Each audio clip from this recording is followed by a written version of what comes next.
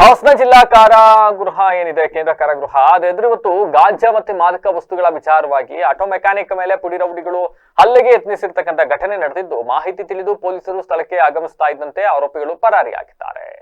ಹಾಸನ ಜಿಲ್ಲಾ ಕೇಂದ್ರ ಕಾರಾಗೃಹದ ಸಮೀಪವಿರುವ ಆಟೋ ಮೆಕ್ಯಾನಿಕ್ ಒಬ್ಬರು ಇದ್ದಾರೆ. ಅವರ ಬಳಿ ಬಂದ ದುಷ್ಕರ್ಮಿಗಳು ಗಾಂಜಾ ಹಾಗೂ ಮಾದಕ ವಸ್ತುಗಳ ವಿಷಯವಾಗಿ ಗಲಾಟೆಯನ್ನು ಆರಂಭಿಸಿದ್ದಾರೆ ಅಂತ ಹೇಳಲಾಗುತ್ತೆ. ಮಾತಿಗೆ ಮಾತು ಬೆಳೆದ ಪರಿಣಾಮ ಆಟೋ ಮೆಕ್ಯಾನಿಕ್ ಮೇಲೆ ಹಲ್ಲೆ ನಡೆಸಲು ಯತ್ನಿಸಿದ್ದಾರೆ.